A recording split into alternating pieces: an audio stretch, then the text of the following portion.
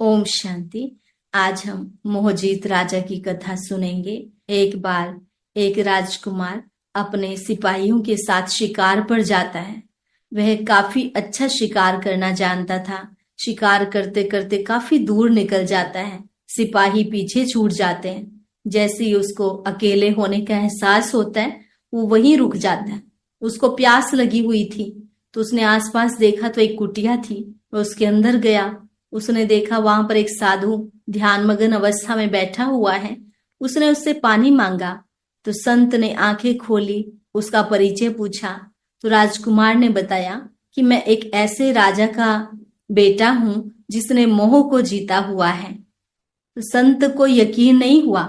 उसने कहा, असंभव, राजा और मोह पर विजय, ऐसा नहीं हो सकता। मैं इतना बड़ा सन्यासी हूँ, इतने साल से तप कर रहा हूँ, तो भी मोह पर विजय नहीं पा सका। राजकुमार ने कहा कि केवल राजा ने नहीं, लेकिन हमारी तो सारी प्रजा ने मोह पर जीत पाई हुई है।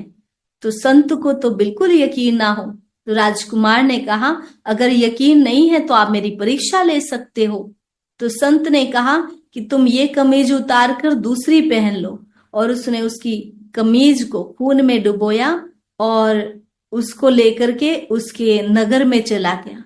और वहां पर वह जोर जोर से चिल्लाने लगा कि राजकुमार को किसी जानवर ने मार दिया, राजकुमार को किसी जानवर ने मार दिया, राजकुमार मर गया। तो शहर के लोग उसे कहने लगे कि अगर वह चला गया तो क्या हुआ, यह उसका भाग्य था, इसमें तुम क्यों चिल्ला रहे हो। संत ने सोचा कि शायद प्रजा नहीं चाहती कि ये राजकुमार आगे जाके राजा बने, इसलिए उन्होंने ये प्रतिक्रिया दी।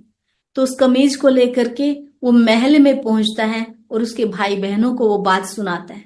उसके भाई बहन कहते हैं कि वो अब तक हमारा भाई था, कल किसी और का भाई होगा, इसमें चिल्लाने की आवश्यकता नहीं है।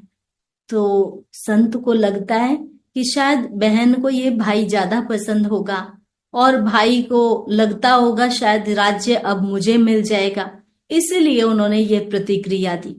वह उस कमीज को लेकर के राजा के पास पहुंचता है और राजा को जोर जोर से सुनाने लगता है कि राजकुमार को शेर ने मार दिया, राजकुमार को शेर ने मार दिया। तो राजा ने उसको कहा कि आत्मा तो अजर अमर अविनाशी है, वह मेरा पुत्र था, मैं चाहता था कि वह राजा बने, अब ये राज्य मुझे अपने दूसरे पुत्र को देना पड़ेगा, इसमें आपको चिल्लाने की जरूरत नहीं है।